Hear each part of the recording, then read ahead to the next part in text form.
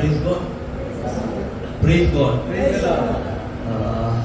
ದೇವರಿಗೆ ಸ್ತೋತ್ರವಾಗಲಿ. ಯಾಕಂದ್ರೆ ದೇವರೊಟ್ಟಿಗೆ ನಾವು ಆರಾಧನೆ ಮಾಡುವಂಥದ್ದು ಅದು ಅವರ ಮಕ್ಕಳಿಗೆ ಮಾತ್ರ ಭಾಗ್ಯ.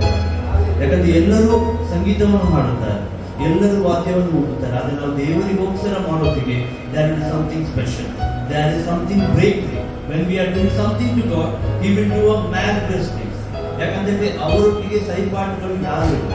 ಸೊ ಟುಡೇ ಜಸ್ಟ್ ಫಾರ್ ದೇವರು ತುಂಬಾ ವ್ಯಾಲ್ಯೂ ಕೊಡುವಂತ ವಿಷಯ ನಮ್ಮಲ್ಲಿ. ಸೊ ಲೋಕದವರು ತುಂಬಾ ನಮ್ಮೊಟ್ಟಿಗೆ ಏನಿದ್ರೆ ತುಂಬಾ ವ್ಯಾಲ್ಯೂ ಕೊಡ್ತಾರೆ, may be position, may be money. So ಇದೆಲ್ಲ ಮ್ಯಾಟರ್ ಆಗ್ತದೆ ಲೋಕದ ಜನರಿಗೆ. ಬಟ್ ದೇವರಿಗೆ ನಮ್ಮಲ್ಲಿ ನೋಡುವುದು ನಮ್ಮ ವಿಷನ್. ನಮ್ಮ ವಿಷನ್ ಏನಾಗಿದೆ ಅಂತ ಯಾಕಂದ್ರೆ ವಿಷನ್ ಬರುವಂಥದ್ದು ಪರಲೋಕದಿಂದ ಆಗಿದೆ. ಯಾಕಂದ್ರೆ ನಾವು ಲೋಕದಲ್ಲಿ ನೋಡಿದ್ರೆ ವಿ ವಿಲ್ ಸೆಟ್ ಅ ಗೋಲ್, ನಮ್ಗೆ ಈ ಟೈಮಲ್ಲಿ ಇಂಥದ್ದಾಗಬೇಕು, ಯಾಕಂದ್ರೆ ಅದು ನಮ್ಮ ಸ್ಟ್ರೆಂತ್ ಪ್ರಕಾರ ನಾವು ಇದು ಮಾಡ್ತೇವೆ. But vision will come beyond us. ಯಾವ್ದು ನಾವು ಮಾಡುವುದಿಲ್ಲವೋ, ಯಾವುದು ನಮ್ಮಲ್ಲಿ ಆಗುವುದಿಲ್ಲವೋ ಅದು ದೇವರು ಕೊಡುವ ಮಾತನಾಗಿದೆ. ಸೊ ಇವತ್ತು ದೇವರ ಮಕ್ಕಳಾಗಿ ನಾವು ವಿಷನ್ ಅನ್ನು ಹೊಂದಿಕೊಂಡು ನಾವು ನಡೆಯುವವರಾಗಿರಬೇಕು. ಸೊ ಯಾಕಂದ್ರೆ ದೇವರು ಏನಾದರೂ ನಮ್ಮ ಸಂಗಡ ಮಾತನಾಡಿದರೆ, if God is telling to something, ನಮ್ಮೊಟ್ಟಿಗೆ ಏನಾದರೂ ಹೇಳಿದ್ರೆ ಅದು ನಾವು ಹಾಗೆ ನಿಂತರೆ ಅಂತ ಪದವಾಡ ಎನಿ ಚೇಂಜಸ್ ಇಲ್ಲದಿದ್ರೆ ಅಂದ್ರೆ ನಮಗೆ ದೇವರು ನಮ್ಮೊಟ್ಟಿಗೆ ಮಾತಾಡಿಲ್ಲ. If God is speaking to us ಅಂತ ಹೇಳಿದ್ರೆ, ನಮ್ಮೊಟ್ಟಿಗೆ ಮಾತಾಡಿದ್ರೆ ಅಂತ ಹೇಳಿದ್ರೆ ನಮ್ಮ ಜೀವಿತದಲ್ಲಿ 100% ಬದಲಾವಣೆ ಆಗ್ತದೆ. ಸೊ ಇವತ್ತು ನಾವು ದೇವರ ಮಕ್ಕಳಾಗಿ ವಿಷನ್ ಅನ್ನು, ನಾಟ್ ಎ ಗೋಲ್. ಯಾಕಂದ್ರೆ goal is only for the strength. ನಮ್ಮ ಸ್ಟ್ರೆಂತ್ ಏನುಂಟು ಅದನ್ನು ಮಾತ್ರ ನಾವು ಮಾಡಬೇಕಾಗುತ್ತೆ. ಆದರೆ ದೇವರ ಮಕ್ಕಳಾಗಿ ನಾವು ವಿಷನ್ ಅನ್ನು ಹೊಂದಿ ಇವತ್ತು ದೇವರ ಹೇಳುವ, ದೇವರ ನನಗೆ ನಿನ್ನ ವಿಷನ್ ಅನ್ನು ಕೊಡು. ಆ ವಿಷನ್ ಅನ್ನು ಹಿಂಬಾಲಿಸುತ್ತ ನಾವು ಹೋಗೋಣ. ಸೊ ಎಲ್ಲರೂ ಕಣ್ಣುಗಳನ್ನು ಮುಚ್ಚಿ ದೇವರಿಗೆ ಆರಾಧನೆ ಮಾಡೋಣ. ಬಂದ ಪ್ರತಿಯೊಂದು ಪ್ರಾಣವನ್ನು ಹುಟ್ಟುವಾಗ ನೀನು ಯೋಗ್ಯನಾಗಿದೆ, ನಿನ್ನ ಹಾಗೆ ಬೇರೆ ಯಾರಿಲ್ಲ. Close eyes and see His kingdom.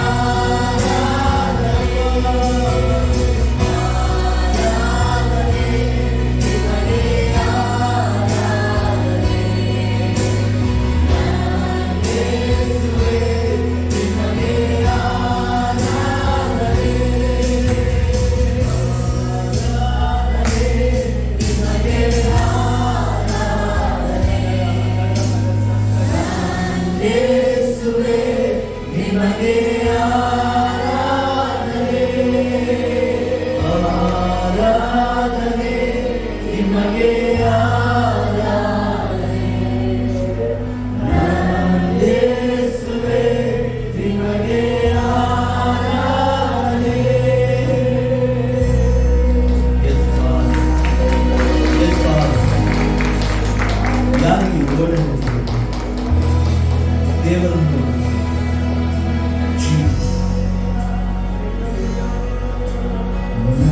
ನನ್ನೆಲ್ಲವನ್ನು ನಾ ಸಮರ್ಪಿಸುವೆ, ಶುದ್ಧೀಕರಿಸು ನಿನ್ನ ವಾಕ್ಯದಿಂದಲೇ, ನಿನ್ನ ಚಿತ್ತದಂತೆ ನನ್ನ ನಡೆಸು ನೀ, ಪವಿತ್ರಾತ್ಮನಿಂದ ನನ್ನ ತುಂಬಿಸು, ನನ್ನೆಲ್ಲವನ್ನು ನಾ ಸಮರ್ಪಿಸುವೆ, ಶುದ್ಧೀಕರಿಸು ನಿನ್ನ ವಾಕ್ಯದಿಂದಲೇ, ನಿನ್ನ ಚಿತ್ತದಂತೆ ನನ್ನ ನಡೆಸು ನೀ, ಪವಿತ್ರಾತ್ಮನಿಂದ ನನ್ನ ತುಂಬಿಸು. ಆರಾಧನೆ ನಿನಗೆ, ಆರಾಧನೆ ಯೇಸುವೇ, ನಿನಗೆ ಆರಾಧನೆ, ಆರಾಧನೆ ನಿನಗೆ, ಆರಾಧನೆ ಯೇಸುವೇ, ನಿನಗೆ ಆರಾಧನೆ, ಆರಾಧನೆ ನಿನಗೆ, ಆರಾಧನೆ ಯೇಸುವೇ, ನಿನಗೆ ಆರಾಧನೆ. ಜೋರಾದ Father, the Jesus with us.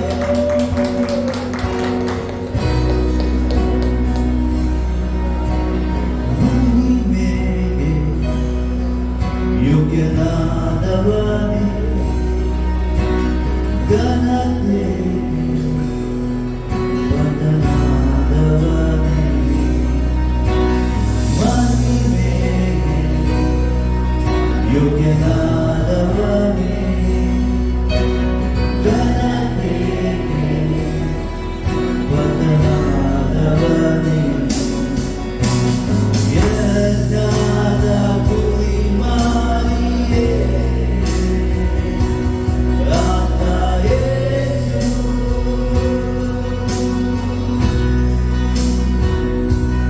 ಆತ ಯೇಸು,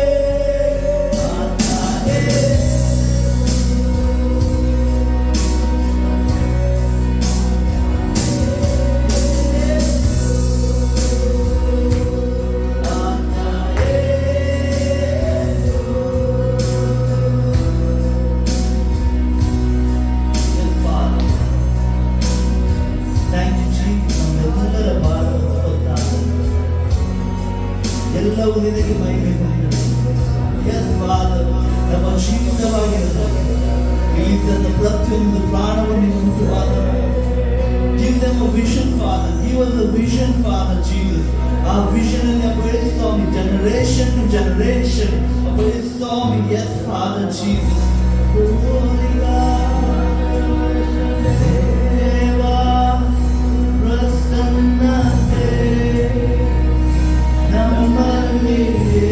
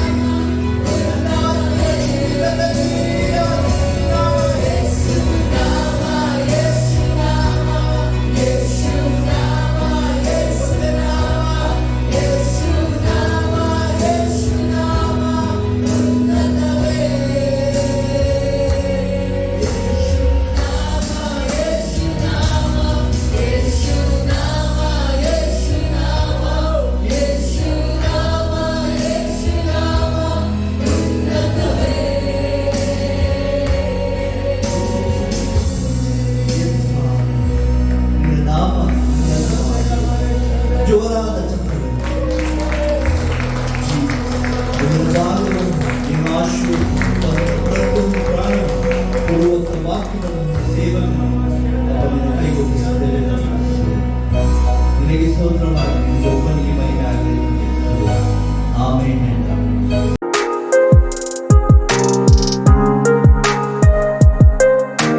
ಸತ್ಯವೇದದಲ್ಲಿ ಇಬ್ರಿಯ ಬರೆದ ಪತ್ರಿಕೆ ಅದರಲ್ಲಿ 11ನೇ ಅಧ್ಯಾಯ 6ನೇ ವಾಕ್ಯವನ್ನು ಯಾರಾದರೂ ಗಟ್ಟಿಯಾದ ಶಬ್ದದಲ್ಲಿ ಓದಬಹುದು. ಆದರೆ ನಂಬಿಕೆ ಇಲ್ಲದೆ ದೇವರನ್ನು ಮೆಚ್ಚಿಸುವುದು ಅಸಾಧ್ಯ. ದೇವರ ಬಳಿಗೆ ಬರುವವನು ದೇವರು ಇದ್ದಾನೆ ಮತ್ತು ತನ್ನನ್ನು ಹುಡುಕುವವರಿಗೆ ಪ್ರತಿಫಲವನ್ನು ಕೊಡುತ್ತಾನೆ ಎಂದು ನಂಬುವುದು ಅವಶ್ಯ ಎಂಬುದಾಗಿ. ಹಲ್ಲೆಲೂಯಾ. ಇಬ್ರಿಯ ಬರೆದ ಪತ್ರಿಕೆ 11ನೇ ಅಧ್ಯಾಯದಲ್ಲಿ ನಂಬಿಕೆಯ ಬಗ್ಗೆ ಅಲ್ಲಿ ಬರೆಯಲ್ಪಟ್ಟಿದೆ. ನೋಡಿ, ಅದರ ಹೆಡ್ಡಿಂಗ್ ಏನು ಬರ್ತಿದೆ ಗೊತ್ತಿಲ್ಲ. 11ನೇ ಅಧ್ಯಾಯದಲ್ಲಿ ಹೆಡ್ಡಿಂಗ್ ಹೇಗೆ ಬರ್ತಿದೆ? ನಂಬಿಕೆಯ ಮಹತ್ವಕ್ಕೆ ದೃಷ್ಟಾಂತಗಳು, ಕಾರಣಗಳು. ಅಲ್ಲಿ ನಂಬಿದ್ರೆ ಏನಾಗ್ತದೆ ಎಂಬುದಾಗಿ ಹೇಳುವ ಒಂದು ಸಂಗತಿಗಳು. ಇವತ್ತು ಎಷ್ಟು ಜನ ನಂಬಿ ಬಂದಿದ್ದೀರಿ ಇವತ್ತು? Praise the Lord. ಹಲ್ಲೆಲೂಯಾ. ಇವತ್ತು ನೀವು ನಂಬಿಕೆಯಿಂದ ಬಂದಿದ್ರೆ ಕರೆ ಎತ್ತಿ ದೇವರಿಗೆ ಸ್ತೋತ್ರ ಹೇಳಿ. ಬೈಬಲ್ ಸ್ಪಷ್ಟವಾಗಿ ಹೇಳ್ತದೆ, ನಂಬಿಕೆ ಇಲ್ಲದಿದ್ದರೆ ದೇವರನ್ನು ಮೆಚ್ಚಿಸಲಿಕ್ಕೆ ಸಾಧ್ಯವೇ ಇಲ್ಲ. ಆಮೇಲೆ ಇವತ್ತು ನಾವು ಯಾರನ್ನು ಮೆಚ್ಚಿಸಬೇಕು? ಎಷ್ಟು ಜನ ದೇವರನ್ನು ಮೆಚ್ಚಿಸಲಿಕ್ಕೆ ಬಂದಿದ್ದೀರಿ? ಯಾಕೆ ಆರಾಧನೆ ಮಾಡಬೇಕು?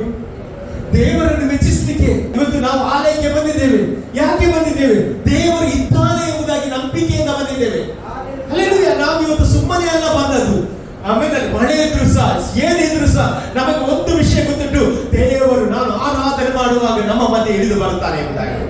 ಇವತ್ತು ಎಷ್ಟು ಜನ ಎಕ್ಸ್ಪೀರಿಯನ್ಸ್ ಮಾಡಿದ್ರೆ, ಅಲ್ಲಿ ವರ್ಷಿಪ್ ಮಾಡುವಾಗ ಎಷ್ಟು ಜನ ದೇವರು ನನ್ನ ಸಂಗಡ ಇದ್ದಾನೆ ಎಂಬುದಾಗಿ ನಂಬಿಕೆಯಿಂದ ನೀವು ಆರಾಧನೆ ಮಾಡಿದ್ದೀರಿ. ಅಲ್ಲಿ ದೇವರು ನೋಡುವುದು ಯಾವುದು ಗೊತ್ತು? ನನ್ನ ನಂಬಿಕೆ. ಅಲ್ಲಿ ಇವತ್ತು ಎಲ್ಲರೂ ಸಹ ನಂಬ್ತಾರೆ. ಆಮೇಲೆ ಅಲ್ಲಿ ಆದ್ರೆ ನಂಬುವ ಯಾವ ರೀತಿಯಲ್ಲಿ ನಾವು ನಂಬುತ್ತೇವೆ? ಅಲ್ಲಿ ಎಲ್ಲ ಸಹ ದೇವರಿದ್ದಾನೆ ಅಂತ ನಂಬ್ತಾರೆ. ಆದ್ರೆ ನಿಜವಾದ ನಂಬಿಕೆ ಯಾವಾಗ ಬರ್ತದೆ ಅಂತ ಹೇಳಿದ್ರೆ, ನಾನು ಕಣ್ಣು ಮುಚ್ಚಿ ನನ್ನನ್ನು ಮರೆತು ದೇವರು ನನ್ನ ಜೊತೆ ಇದ್ದಾರೆ ಎಂಬುದಾಗಿ ನಾನು ಆರಾಧನೆ ಮಾಡುವಾಗ ಆ ಒಂದು ಪ್ರಸನ್ನತೆ, ಆ ಒಂದು ಫೀಲಿಂಗ್ ನಮ್ಮೊಳಗೆ ಬರ್ತದೆ. ದೆವ್ವಗಳು ಸಹ ದೇವರನ್ನು ಇದ್ದಾರೆ ಎಂಬುದಾಗಿ ನಂಬುತ್ತದೆ ಅಂತೆ. ನಾವು ನೋಡ್ತೀವಿ ಯೇಸು ಸ್ವಾಮಿ ಎಲ್ಲೆಲ್ಲಿ ಹೋದ್ರು ಆಗ ದೆವ್ವಗಳು ಏನಾಯ್ತು ಮಾತಾಡಲಿಕ್ಕೆ, ದೇವಕುಮಾರ ನನ್ನ ಕೊಡುಗೆ ನಿನಗೆ ಯಾಕೆ ಕಾಣಿಸ್ಲಿಕ್ಕೆ ಬಂದೆ ಎಂಬುದಾಗಿ ಎಲ್ಲ ಸತ್ಯವೇದದಲ್ಲಿ ಓದುವಾಗ ನಮಗೆ ಗೊತ್ತು. ಅದು ನಂಬಿಕೆ ಉಂಟು. ಅಲ್ಲಿ ದೇವರಿದ್ದಾನೆ ಅಂತ ನಂಬ್ತಾರೆ. ಆದ್ರೆ ಇವತ್ತು ನಾವು ಮನುಷ್ಯರು ಇವತ್ತು ಎಷ್ಟು ಜನ ಇವತ್ತು ದೇವರು ನನ್ನ ಸಂಗಡ ನಿಜವಾಗಿದ್ದಾರೆ ಎಂಬುದಾಗಿ ನಾವು ನಂಬುತ್ತೇವಾ? ಹಲ್ಲೆಲೂಯಾ. ನಂಬಿಕೆ ಬಗ್ಗೆ ನೋಡುವುದಾದ್ರೆ 11ನೇ ಅಧ್ಯಾಯ 1ನೇ ವಾಕ್ಯದಲ್ಲಿ ಸ್ಟಾರ್ಟ್ ಆಗ್ತದೆ ಏನಂತ ಹೇಳಿದ್ರೆ, ನಂಬಿಕೆಯು ನಾವು ನಿರೀಕ್ಷಿಸುವವುಗಳ ವಿಷಯದಲ್ಲಿ ಭರವಸೆದಿಂದಿರುವುದು, ಕಣ್ಣಿಗೆ ಕಾಣದವುಗಳನ್ನು ನಿಜವೆಂದು ತಿಳಿದುಕೊಳ್ಳುವುದು ಆಗಿದೆ ಎಂಬುದಾಗಿ. ಅಲ್ಲದೆ ಕಣ್ಣಿಗೆ ಕಾಣದವುಗಳನ್ನು ನಿಜವೆಂದು ನಂಬುವುದೇ ಏನಾಗಿದೆ? ನಂಬಿಕೆ ಆಗಿದೆ.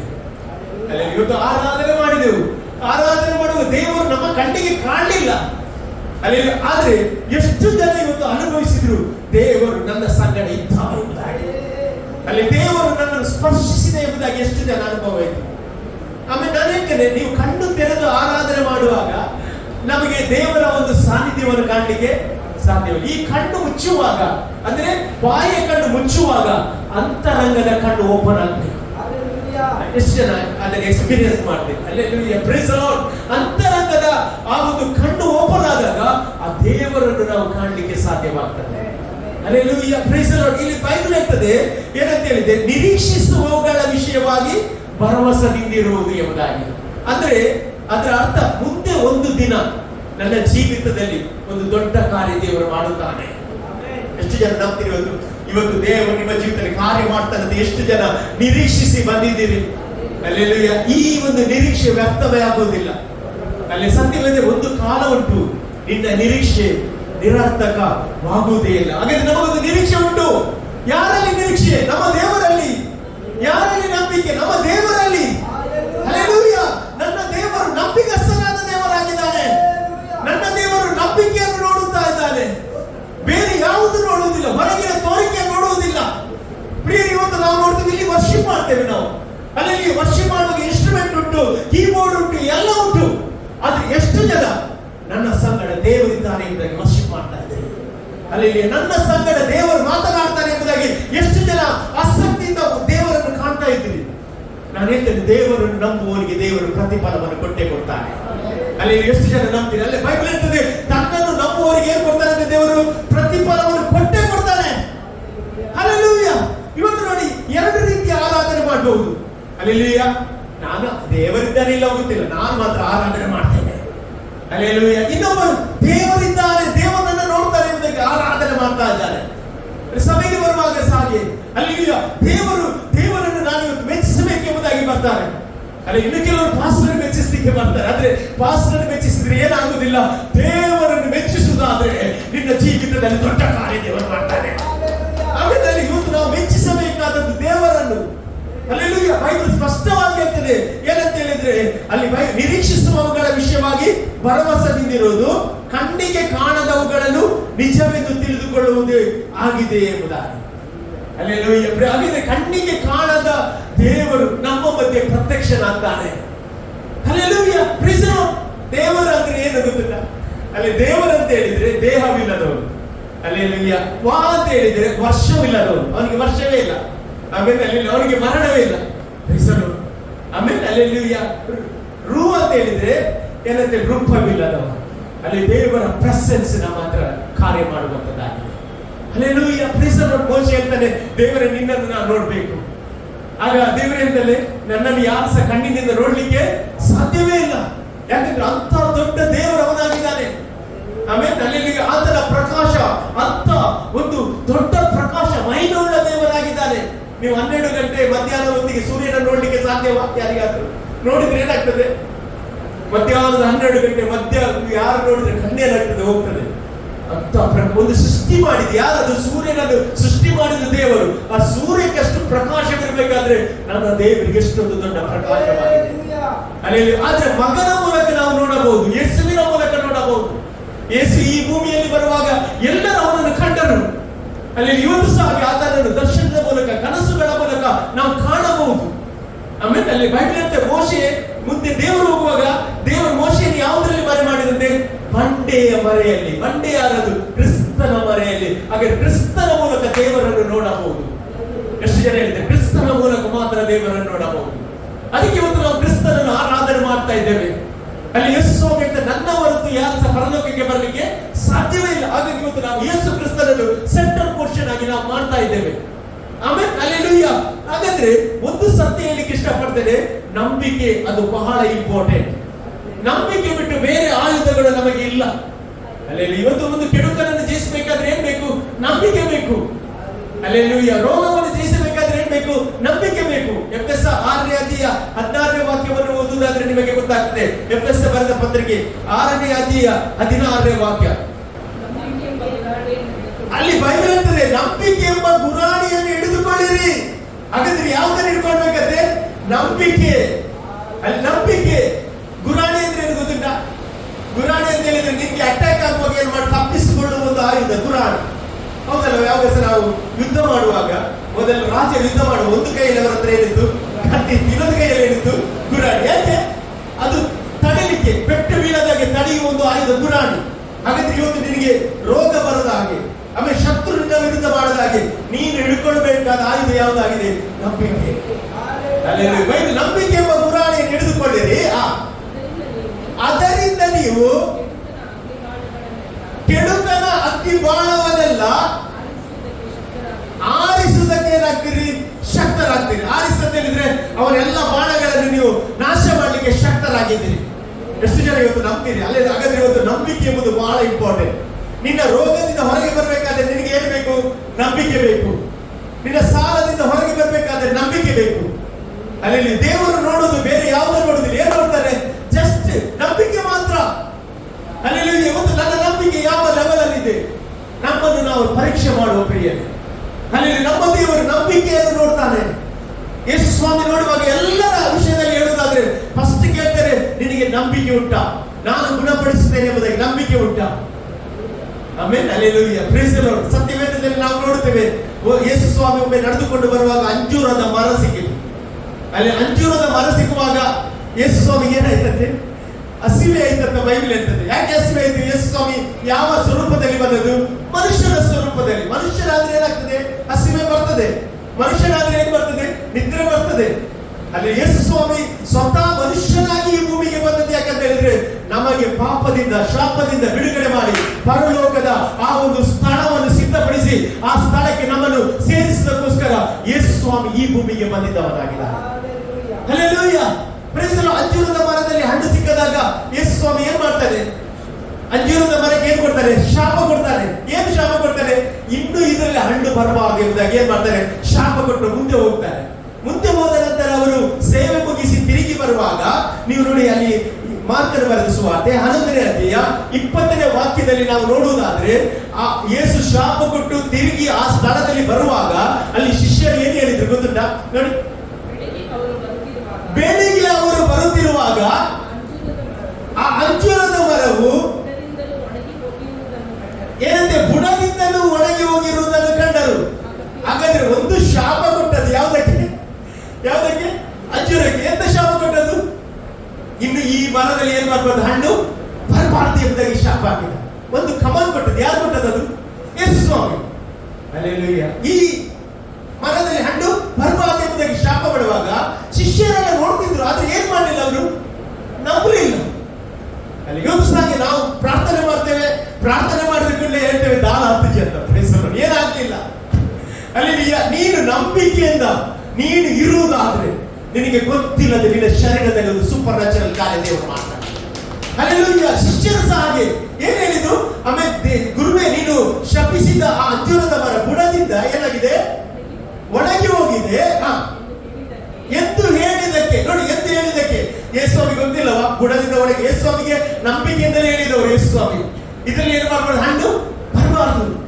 ಹಲ್ಲೆಲೂಯಾ. ಆಗ ಯೇಸು ಸ್ವಾಮಿ ಅಂತ ಹೇಳ್ತಾರೆ, ಅವರು ಬುಡದಿಂದಲೇ ಏನಾಗಿದೆ? ಅದು ಒಣಗಿ ಹೋಗಿದೆ ಅಂತ ಹೇಳಿದಕ್ಕೆ ಯೇಸು ಹೇಳಿದೇನೆಂದರೆ, ನಿಮಗೆ ಯಾರಲ್ಲಿ ನಂಬಿಕೆ ಇರಬೇಕಿದೆ? ದೇವರಲ್ಲಿ ನಂಬಿಕೆ ಇರಬೇಕು. ಹಾಗೆ ಶಿಷ್ಯರಿಗೆ ಯಾರಲ್ಲಿ ನಂಬಿಕೆ ಇರಲಿಲ್ಲ? ಯಾರಿಗೆ ನಂಬಿಕೆ ಇರಲಿಲ್ಲ? ದೇವರಲ್ಲಿ ನಂಬಿಕೆ ಇರಲಿಲ್ಲ. ಹಲ್ಲೆಲೂಯಾ. ಇವತ್ತು ನಾನು ಹೇಳಿದ ನಿಮ್ಮ ಹತ್ರ, ಹಲ್ಲೆಲೂಯಾ, ನೀವು ಯಾವುದಕ್ಕೆ ಶಾಪ ಕೊಡಬೇಕು ಅಂತ? ನಿಮ್ಮ ರೋಗಕ್ಕೆ ಶಾಪ ಕೊಡಬೇಕು. ಅಲ್ಲಿ ಇವತ್ತು ನಮ್ಮ ಶರೀರದಲ್ಲಿ ಕೆಲವೊಂದು ಇಷ್ಟವಿಲ್ಲದ ಆ ಹಣ್ಣುಗಳು, ಅಂದರೆ ಕೆಲವೊಂದು ರೋಗ ಯಾವುದೇ ಆದ್ರೂ ಇರುವುದಾದ್ರೆ, BP ಆಗ್ಬಹುದು, ಶುಗರ್ ಆಗ್ಬಹುದು, ಅಲರ್ಜಿ ಆಗ್ಬಹುದು, ಯಾವುದೇ ಒಂದು ತರತರದ ಕಾಯಿಲೆಗಳು ನಿನ್ನಲ್ಲಿ ಅದು ಹಣ್ಣು ಕೊಡ್ತೇನೆ ಅಂತ ಬಂದ್ರೆ ಅದನ್ನು ಯೇಸುವಿನ ನಾಮದಲ್ಲಿ ನೀನು ಶಪಿಸುವಾಗ ಅದು ಏನಾಗ್ತದೆ? ಸತ್ತು ಹೋಗ್ತದೆ.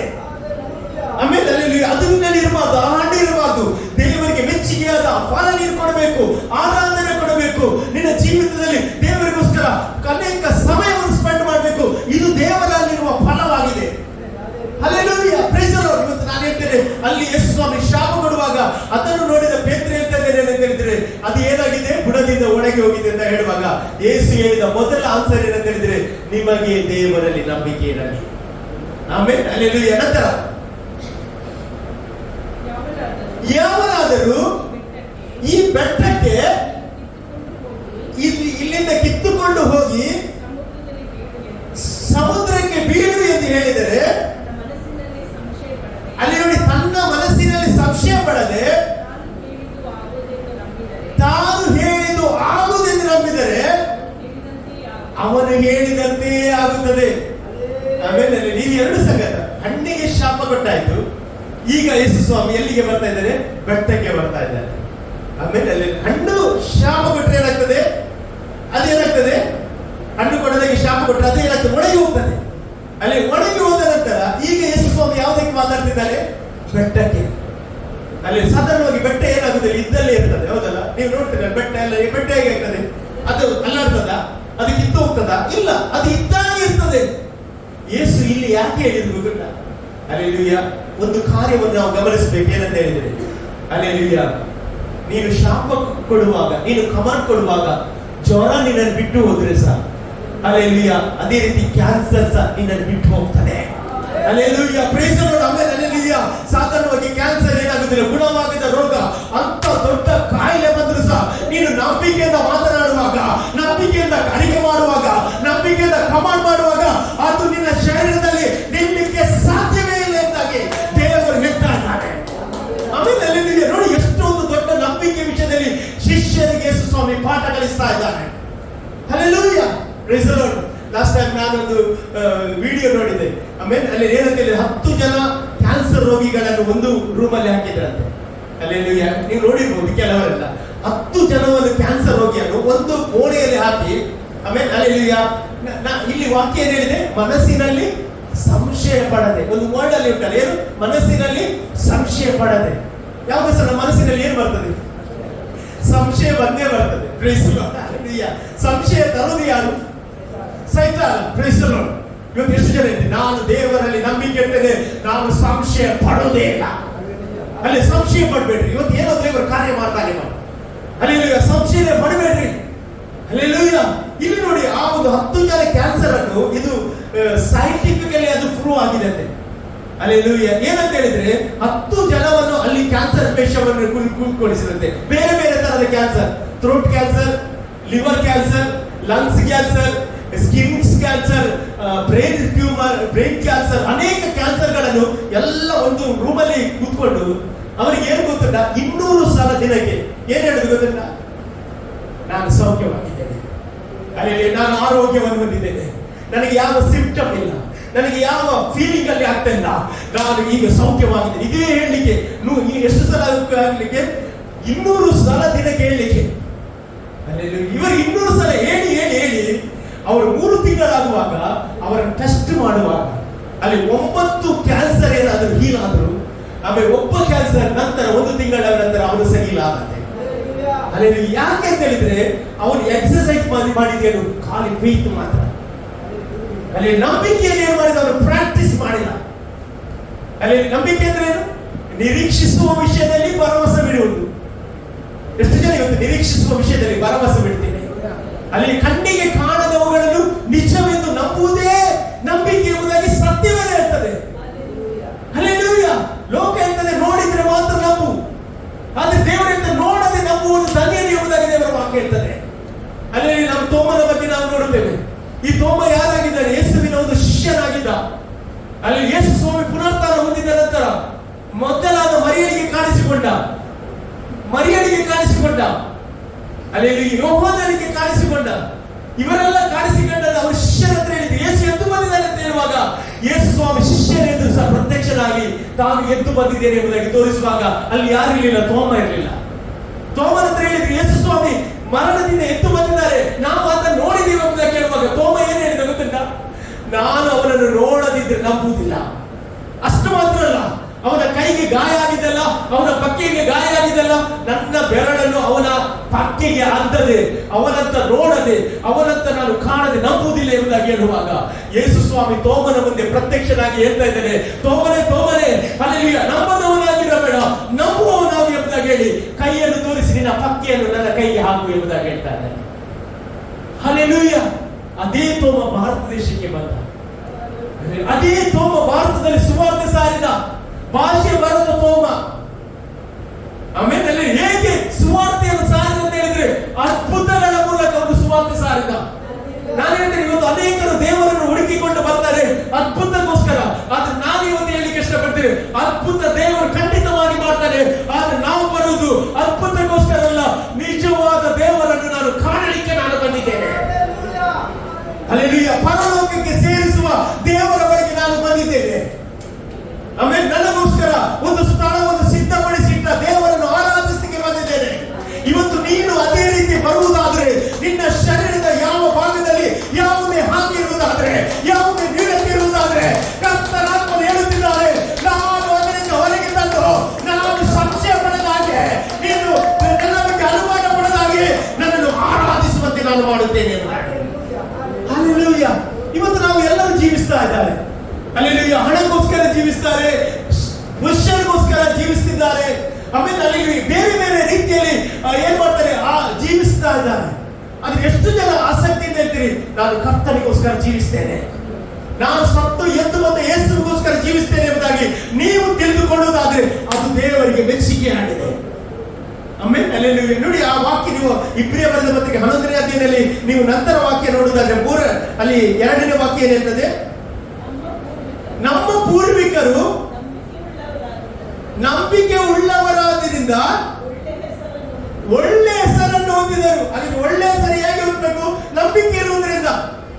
ನಮ್ಮ ಪೂರ್ವಿಕರ ಬಗ್ಗೆ ಎಲ್ಲ ಬೈಬಲಲ್ಲಿ ಬರ್ತಿದಲ್ಲ, ಅಬ್ರಹಾಮನ ಬಗ್ಗೆ ಬರ್ತಿದೆ, ಈಸಾಕನ ಬಗ್ಗೆ ಬರ್ತಿದೆ, ಯಾಕೋಬನ ಬಗ್ಗೆ ಬರ್ತಿದೆ. ಅಲ್ಲಿ ಅನೇಕ ಪೂರ್ವಿಕರ ಬಗ್ಗೆ ನಂಬಿಕೆಯ ಬಗ್ಗೆ ಬರೆದಿದೆ. ನಮಗೆಲ್ಲ ಗೊತ್ತು ಶತಾಧಿಪತಿ, ಅವನೆಲ್ಲ ಶತಾಧಿಪತಿಯನ್ನು ಕೇಳಿದ್ರೆ ಅವನ ಆಳುಗೆ ಏನಿರಲಿಲ್ಲ, ಏನಿರಲಿಲ್ಲ, ಸೌಖ್ಯವಿರಲಿಲ್ಲ. ಅವನಿಗೆ ಆಳಿಗೆ ಸೌಖ್ಯ ಇಲ್ಲದಾಗ ಅವನು ಯೇಸು ಸ್ವಾಮಿಯ ಬಳಿಗೆ ಜನವನ್ನು ಕಳಿಸಿ ಏನ್ ಹೇಳ್ತಾನೆ ಗೊತ್ತಿಲ್ಲ? ಅಲ್ಲಿ ಸ್ವಾಮಿ, ನೀನು ಒಂದು ಮಾತು ಹೇಳಿದ್ರೆ ಸಾಕು, ನನ್ನ ಆಳಿಗೆ ಏನಾಗ್ತದೆ, ಸೌಖ್ಯವಾಗ್ತದೆ. ಅಲ್ಲಿ ಆ ಶತಾಧಿಪತಿ ಯೇಸು ಸ್ವಾಮಿ ಹತ್ರ ಹೇಳಿ ಕಳಿಸಿದೆ ಹೇಗೆ ಅಂತ ಹೇಳಿದ್ರೆ, ನಾನು ನಿನ್ನ ಎದುರು ಬರ್ಲಿಕ್ಕೆ ನನಗೆ ಯೋಗ್ಯತೆ ಇಲ್ಲ. ಶತಾಧಿಪತಿ ಸಮೇತ ಬರಲಿಲ್ಲ. ಯಾರನ್ನು ಕಳಿಸಿದ್ರು? ಆಳನ್ನು ಕಳಿಸಿದ್ರು. ಯಾರ ಬಳಿಗೆ? ಯೇಸು ಸ್ವಾಮಿಯ ಬಳಿಗೆ. ಯಾಕೆ? ಶತಾಧಿಪತಿ ಅಂತ ಹೇಳಿದ್ರೆ ಅವನು ಒಳ್ಳೆ ಪೊಸಿಷನ್ ಇದ್ದ ವ್ಯಕ್ತಿ, ಅವನ ಅಂಡರಲ್ಲಿ 100 ಜನ ಸೋಲ್ಜರ್ ಇದ್ದಾರೆ. ಇಂಥ ದೊಡ್ಡ ವ್ಯಕ್ತಿ ಯೇಸುವಿನ ಬಳಿ ನಿಲ್ಲಿಕ್ಕೆ ಏನ್ ಮಾಡಲಿಲ್ಲ. ಅವನು ಯಾಕೆ ಗೊತ್ತಿಲ್ಲ, ನಾನು ಯೋಗ್ಯನಲ್ಲ ಎಂಬುದಾಗಿ ತಿಳಿದವನು ಒಂದು ಆಳನ್ನು ಕರೆದು ಹೇಳ್ತಾ ಇದ್ದಾರೆ, ನೀವು ಒಂದು ಮಾತು ಹೇಳಿದ್ರೆ ಸಾಕು, ನನ್ನ ಆಳಿಗೆ ಗುಣವಾಗ್ತದೆ ಎಂಬುದಾಗಿ. ಅಲ್ಲೆಲ್ಲ ನಾನು ಏನ್ ಹೇಳ್ತೇನೆ ಅಂತ ಹೇಳಿದ್ರೆ, ಆ ಶತಾಧಿಪತಿ ಯೇಸುವಿನ ಮಾತಿನ ಮೇಲೆ ನಂಬಿಕೆ ಇಟ್ಟ. ಅಲ್ಲಿ ಇವತ್ತೆಷ್ಟು ಜನ ಈ ವಾಕ್ಯದ ಮೇಲೆ ನಂಬಿಕೆ ಇರ್ತೇವೆ. ಅಲ್ಲಿ ಇವತ್ತು ನೀವು ನಂಬಿಕೆ ಇಡುವುದಾದ್ರೆ, ಶತಾಧಿಪತಿ ಆಳು ಹೇಳಿದ ಹಾಗೆ ಅಲ್ಲಿ ಸೌಖ್ಯವಿಲ್ಲದಿರುವಾಗ ನೀನು ಒಂದು ಮಾತು ಹೇಳಿದ್ರೆ ಆ ಸೌಖ್ಯವಾಗ್ತೇನೆ ಎಂಬುದಾಗಿ ಹೇಳುವಾಗ ಯೇಸು ಹೇಳಿದ ಮಾತು ಏನು ಗೊತ್ತಿಲ್ಲ? ಇಂಥ ನಂಬಿಕೆಯನ್ನು ಯಾವ ಇಸ್ರೇಲರಲ್ಲಿ ಕಾಣಲಿಲ್ಲ. ಅಲ್ಲಿ ಯಾವ ಇಸ್ರೇಲಲ್ಲಿ ನಾನು ಇಂಥ ನಂಬಿಕೆಯನ್ನು ಕಾಣಲಿಲ್ಲ ಎಂಬುದಾಗಿ. ಅಂದ್ರೆ ಇವ ಅನ್ಯನಾಗಿದ್ದ, ಶತಾಧಿಪತಿ ಅನ್ಯನಾಗಿದ್ದ, ಅನ್ಯನು ನಂಬಿದ್ದನು ಅಲ್ಲಿ ದೇವರ ಮಕ್ಕಳು ಎಂಬುದಾಗಿ ಕರೆಯುವ ಅವರಲ್ಲಿ ಕಾಣಲಿಲ್ಲ ಅಂತ ದೇವರ ವಾಕ್ಯ ಹೇಳ್ತಾ ಉಂಟು. ಎಷ್ಟು ಒಳ್ಳೆ ದೇವರು ನಮ್ಮ ದೇವರಾಗಿದ್ದಾನೆ. ಇವತ್ತು ನಾನು ಹೇಳ್ತೇನೆ, ನೀನು ನಂಬುವುದಾದರೆ ಅಲ್ಲಿ ಅಸಾಧ್ಯತೆಯನ್ನು ದೇವರು ಇವತ್ತು ಸಾಧ್ಯ ಮಾಡಲಿಕ್ಕೆ ಹೋಗ್ತಾನೆ. ಅಲ್ಲಿ ಪೂರ್ವಿಕರು ನಂಬಿಕೆಯಿಂದಲೇ ಒಳ್ಳೆಯ ಹೆಸರನ್ನು ಪಡೆದುಕೊಂಡರು ಎಂಬುದಾಗಿ ವಾಕ್ಯ ಹೇಳ್ತದೆ.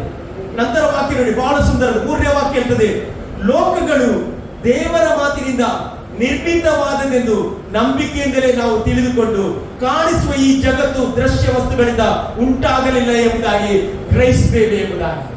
ಅಲ್ಲೆಲ್ಲೂಯ್ಯ. ನಂತರ ಅಲ್ಲಿ ಎಲ್ಲಿಗೆ ಬರ್ತಾನೆ ಅಂತ ಹೇಳಿದ್ರೆ, ದೇವರು ಏನು ಯಾವುದಕ್ಕೆ ಬರ್ತಾನೆ? ಈ ಲೋಕಕ್ಕೆ ಬರ್ತಾ ಇದ್ದಾನೆ.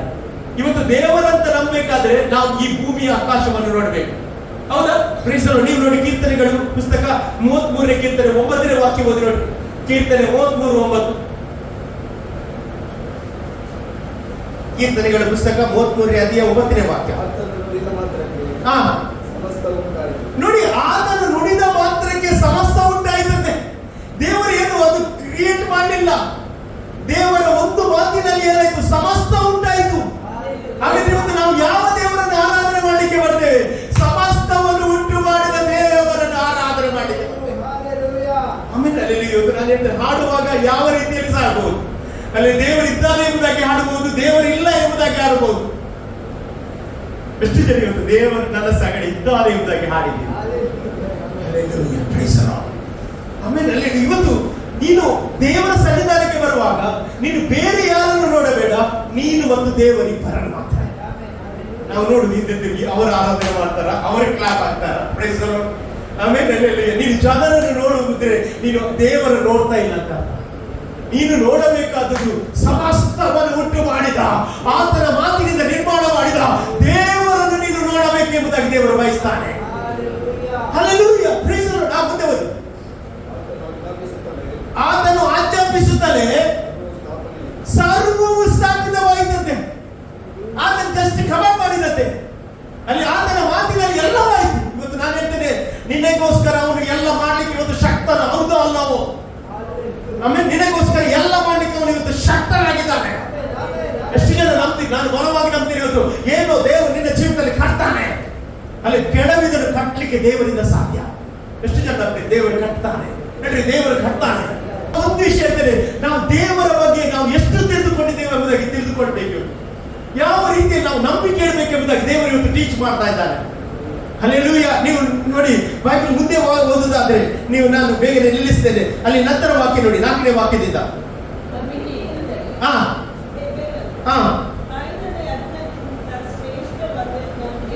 ನೋಡಿ, ನಂಬಿಕೆಯಿಂದಲೇ ಹೇಬೇಲನು ಕಾಯಿನನ ಯಜ್ಞಕ್ಕಿಂತ ಶ್ರೇಷ್ಠವಾದ ಯಜ್ಞವನ್ನು ದೇವರಿಗೆ ಸಮರ್ಪಿಸಿದರು ಎಂಬುದಾಗಿ.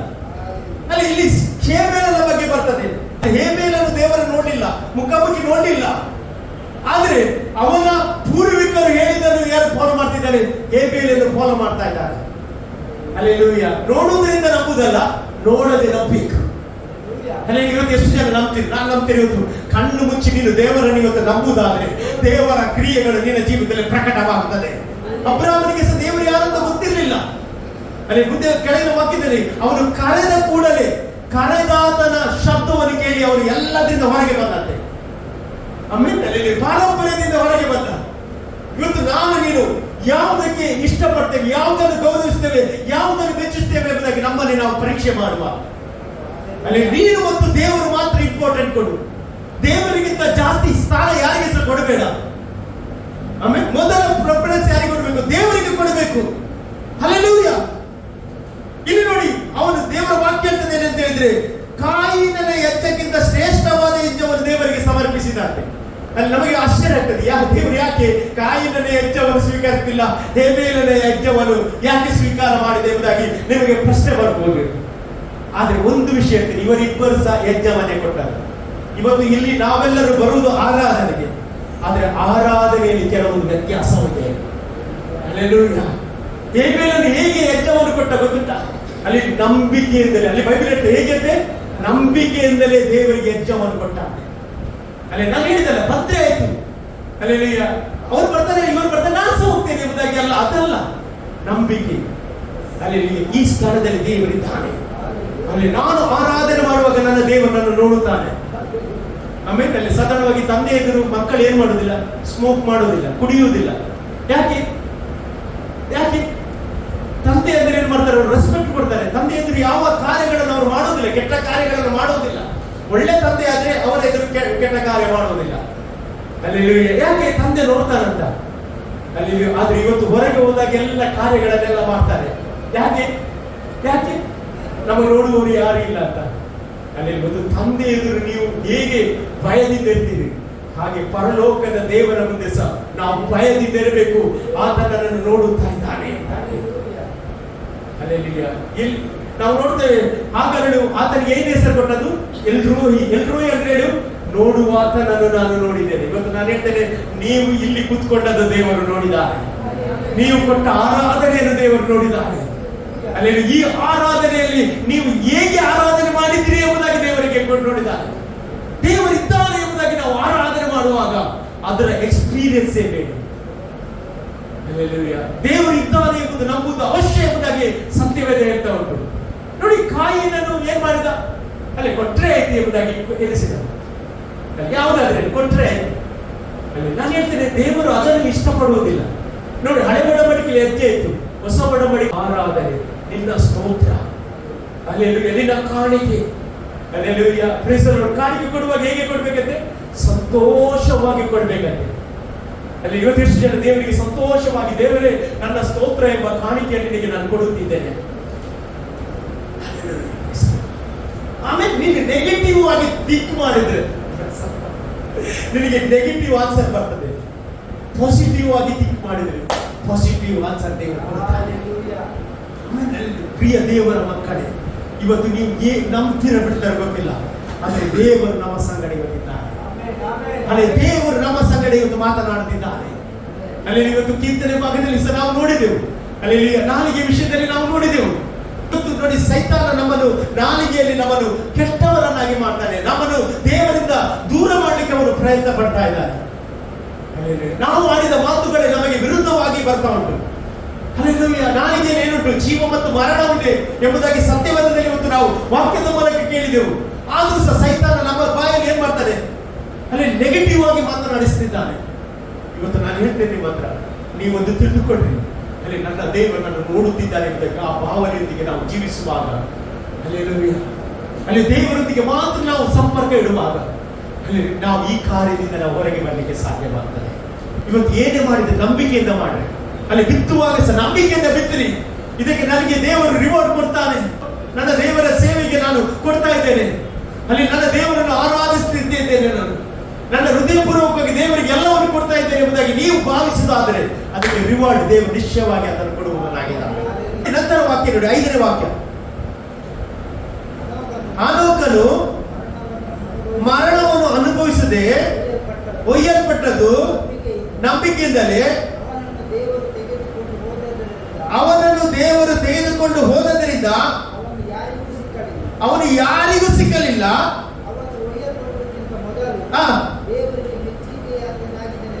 ಮೊದಲು ದೇವರಿಗೆ ಮೆಚ್ಚುಗೆಯಾದವನಾಗಿದ್ದಾನೆಂದು ಸಾಕ್ಷಿ ಉಂಟು. ನೋಡಿ ಆನಾಕನ ಜೀವಿತದಲ್ಲಿ ಅಲ್ಲಿ ಬರೆಯಲ್ಪಟ್ಟಿದೆ. ಅಲ್ಲಿ ಆನಾಕನಿಗೆ ಪರಲೋಕಕ್ಕೆ ಒಯ್ಯಲ್ಪಟ್ಟಲಿಕ್ಕೆ ಕಾರಣ ಏನು? ದೇವರಿಗೆ ಮೆಚ್ಚುಗೆ ಆಗಿದ್ದಾನೆ. ಅಲ್ಲಿ ಮೆಚ್ಚುಗೆ ಆಗಿದ್ದ. ಇವತ್ತು ಎಷ್ಟು ಜನ ದೇವರಿಗೆ ಮೆಚ್ಚುಗೆ ಆದದನ್ನು ಮಾಡ್ತೇವೆ? ಅಲ್ಲಿ ಶ್ರೇಷ್ಠವಾದ ಆರಾಧನೆಯನ್ನು ಕೊಡ್ರಿ. ಆಮೇಲೆ ನಿಮ್ಮ ಕೈಗಳನ್ನು ಎತ್ತಿದ್ರೆ ನಾವು ಹೇಳ್ತೇವೆ, ನಿಮ್ಮ ಕೈಗಳು ಕೆಳಗೆ ಬೀಳುವುದಕ್ಕೆ ದೇವರು ಬಿಡುವುದಿಲ್ಲ. ಆಮೇಲೆ ನಿಮ್ಮ ಕಾಲುಗಳನ್ನು ದೇವರಿಗೆ ಸ್ತುತಿಸುವುದಾದ್ರೆ ನಿಮ್ಮ ಕಾಲುಗಳು ಅದು ಬಲಹೀನ ಆಗುವುದೇ ಇಲ್ಲ. ಯೇಸು ತನ್ನ ಕಾಲುಗಳಲ್ಲಿ ಏನಾಗಿದ್ದ? ಮೊಳೆಯನ್ನು ಚುಚ್ಚಿದ್ದು ಯಾಕೆ ಗೊತ್ತಿಲ್ಲ? ನೀವು ಬಲಹೀನರಾಗಬಾರದು ಎಂಬುದಾಗಿ. ಕೈಗಳಿಗೆ ಮೊಳೆಯನ್ನು ಚುಚ್ಚಿದ್ದು ನಿಮ್ಮ ಕೈಗಳು ಬಲಹೀನವಾಗಬಾರದು ಎಂಬುದಾಗಿ. ಆಮೇಲೆ ನಿಮ್ಮ ಜೀವಿತದಲ್ಲಿ ಯೇಸು ಎಲ್ಲವನ್ನು ಅನುಭವಿಸಿದ್ದು ನನ್ನ ನಿನ್ನ ಬಿಡುಗಡೆಗೋಸ್ಕರ, ನನ್ನ ನಿನ್ನ ಆ ಪರಲೋಕದಲ್ಲಿ ನಮಗೆ ಸ್ಥಾನವನ್ನು ಕೊಡುವುದಕ್ಕೋಸ್ಕರ. ಆನಂದನು ನಂಬಿಕೆಯಿಂದ ಪರಲೋಕಕ್ಕೆ ಹೋದ. ಇವತ್ತು ನಾವು ಸಹ ನಂಬಿಕೆಯಿಂದಲೇ ದೇವರು ಮೆಚ್ಚಿಸುವ ಆರಾಧನೆಯನ್ನು ಕೊಡುವಾಗ, ನಾನೇನು ಒಂದು ಕಾಲ ಬರ್ತದೆ, ಆತನು ಬರುವಾಗ ಅಲ್ಲಿ ಮೇಘದಲ್ಲಿ ಬರುವಾಗ ನಾವೇನ್ ಮಾಡ್ತೇವೆ? ರೂಪಾಂತರವಾಗಿ ಕಣ್ಣು ರೆಕ್ಕೆ ಬಡಿದೊಳಗಾಗಿ ನಾವು ಆತನ ಸಂಗಡ ಸೇರ್ತೇವೆ ಅಂತ. ಅಲ್ಲಿ ಯಾವ ಮರಣವಿಲ್ಲದೆ ಆಮೇಲೆ ಅಲ್ಲಿ ದೇವರು ಆ ಕಾರ್ಯವನ್ನು ಆನೋಕನಿಗೆ ಮಾಡಿದಾಗೆ ಇವತ್ತು ನಮ್ಮಲ್ಲಿ ಸಾಧನೆ ಮಾಡುವುದಾಗಿದ್ದಾರೆ.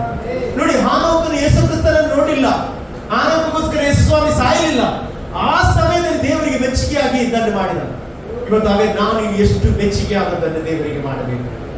ದಿ ಬೆಸ್ಟ್ ಕೊಡ್ರಿ, ದೇವರಿಗೆ ಆರಾಧನೆ ಕೊಡ್ರಿ, ಬೆಸ್ಟ್ ಕೊಡ್ರಿ. ನಂತರ 7ನೇ ವಾಕ್ಯಕ್ಕೆ ಬರ್ತೇನೆ. ನಂಬಿಕೆ ಎಂದರೆ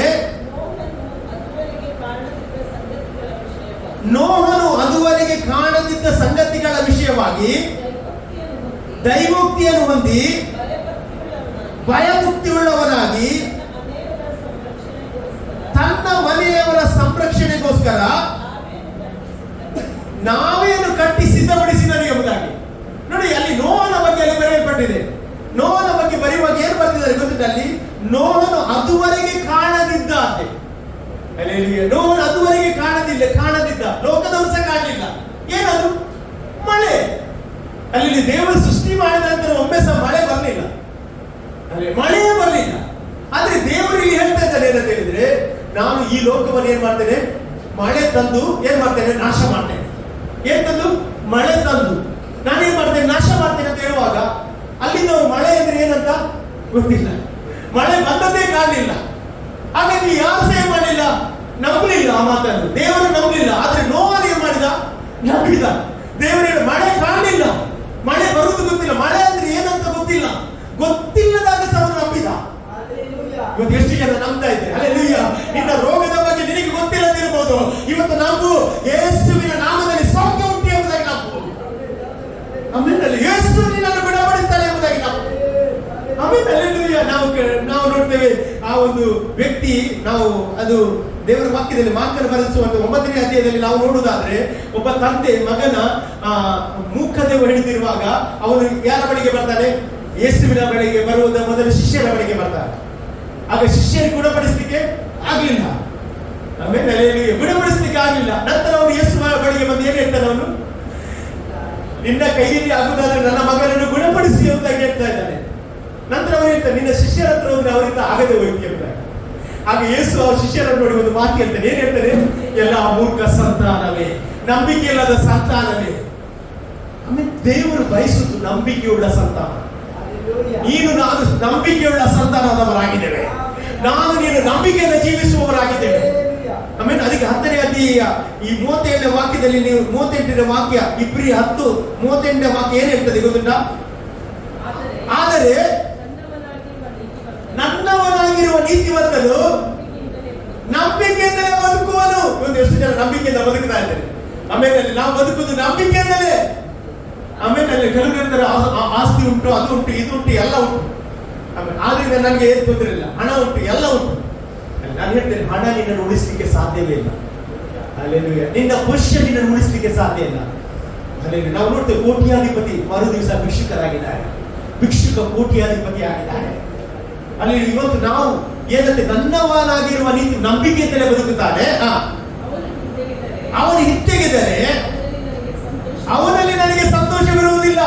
ನಾನು ಹೇಳ್ತೇನೆ, ಒಮ್ಮೆ ಯೇಸು ಸ್ವಾಮಿಯನ್ನು ನಂಬಿದ ನಂತರ ಏನ್ ಮಾಡಬಾರ್ದು? ಹಿಂದೆ ತೆಗೆಯಬಾರದು. ಆಮೇಲೆ ಯೇಸುವನ್ನು ಒಡೆಯ ಅಂತ ನಂಬಿದ ಮೇಲೆ ನಾವು ಹಿಂದೆ ತೆಗೆಯಲೇಬಾರದು. ಕಷ್ಟಗಳು ಬರ್ತದೆ, ಸಮಸ್ಯೆಗಳು ಬರ್ತದೆ. ಬರ್ತದೆ, ಎಲ್ಲ ಬರ್ತದೆ. ಆದ್ರೆ ಅದರ ಮಧ್ಯೆ ನಿನಗೊಂದು ಹೋಪ್ಸ್ ಇರ್ಬೇಕೇನು ಅಂತ ಹೇಳಿದ್ರೆ, ನನ್ನ ದೇವರು ನನ್ನನ್ನು ಬಿಡುಗಡೆ ಮಾಡ್ತಾನೆ.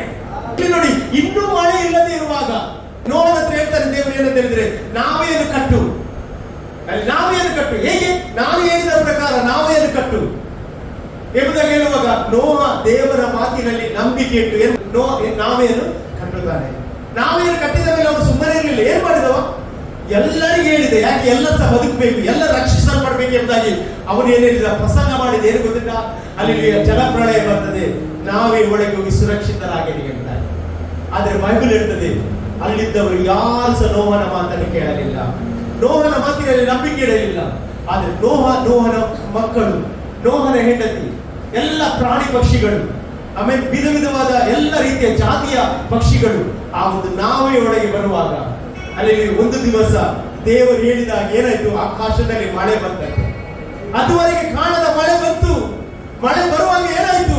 ನೀರು ತುಂಬಿದ್ರಿಂದ ಆ ನಾವೇ ಏನಾಯ್ತು? ಮೇಲಕ್ಕೆ ಮೇಲಕ್ಕೆ ಮೇಲಕ್ಕೆ ಮೇಲಕ್ಕೆ ಹೋಯ್ತು. 40 ದಿವಸ ಏನಾಯ್ತು? ಎಡೆಬಿಡದೆ ಮಳೆ ಬಂತು ಎಂಬುದಾಗಿ ವಾಕ್ಯ ಹೇಳ್ತಾರೆ. ಹಲ್ಲೆಲೂಯಾ. ಯಾರು ಆ ನಾವೇ ಒಳಗಿದ್ರು ಅವರು ಸುರಕ್ಷಿತರಾಗಿದ್ರು ಎಂಬುದಾಗಿ. ಇವತ್ತು ನಾನು ನಂತೆ ನಿಮ್ಮ ಜೀವಿತದಲ್ಲಿ ಸಹ ಯೇಸು ರಕ್ಷಣೆಯನ್ನು ಕೊಟ್ಟಿದ್ದಾರೆ. ಇವತ್ತು ನೀನು ಆ ರಕ್ಷಣೆಯ ಬಳಿಗೆ ಬರುವಾಗ ನಿನ್ನ ಜೀವಿತದಲ್ಲಿ ಆ ಪ್ರೀತಿಯನ್ನು, ಆ ರಕ್ಷಣೆಯನ್ನು ಅನುಭವಿಸಬಹುದು. ನಾವೆಲ್ಲ ದೇವರ ಸಮ್ಮುಖದಲ್ಲಿ ಎದುರಿರುವ ಎಷ್ಟು ಜನ ಇವತ್ತು ದೇವರ ವಾಕ್ಯಕ್ಕೋಸ್ಕರ ದೇವರಿಗೆ ಸ್ತೋತ್ರ ಹೇಳ್ತಾರೆ. ನೋಹನ ನಂಬಿಕೆಯನ್ನು ನೋಡ್ರೆ ಪ್ರಿಯರೇ, ಇನ್ನೂ ಮಳೆ ಕಾಣದೇ ಇರುವಾಗ ಅವನು ದೇವರ ಮಾತನ್ನು ನಂಬಿಕೆ ಇಟ್ಟ. ಇವತ್ತು ನೀನು ನಂಬಿಕೆ ಇಡ್ತೀಯಾ? ನಿನ್ನ ಸಂಗಡ ದೇವರಿದ್ದಾನೆ ಎಂಬುದಾಗಿ ನಂಬುತ್ತೀಯಾ? ದೇವರು ಲೋಕದ ಮೇಲೆ ಎಷ್ಟೋ ಪ್ರೀತಿಯನ್ನಿಟ್ಟು ತನ್ನ ಒಬ್ಬನೇ ಮಗನನ್ನು ಕೊಟ್ಟನು. ಆತನನ್ನು ನಂಬುವವರು ಯಾರು ನಾಶವಾಗುವುದಿಲ್ಲ ಅಂತ ಮಾತಾಡ್ತಾರೆ. ಎಷ್ಟು ಜನ ದೇವರಿಗೆ ಸ್ತೋತ್ರ ಹೇಳ್ತಿರ್ತಾರೆ. ನಿನ್ನ ಹಾಗೆ ದೇವರು ಯಾರು ಇಲ್ಲ. Thank you Lord. ನಿನ್ನ ಹಾಗೆ ದೇವರು ಭೂಮಿಯಲ್ಲಿಲ್ಲ, ನೀನಿಲ್ಲದೆ ಬೇರೆ ಆಧಾರವಿಲ್ಲ. ನಿನ್ನ ಪ್ರಿಯನಾಗಿ ನಾನು ನೆಲೆಗೊಳ್ಳುವೆ. ನೀನೇ ನನ್ನ ಸರ್ವಸ್ವ, ನಿನ್ನ ಹಾಗೆ ದೇವರು ಭೂಮಿಯಲ್ಲಿಲ್ಲ, ನೀನಿಲ್ಲದೆ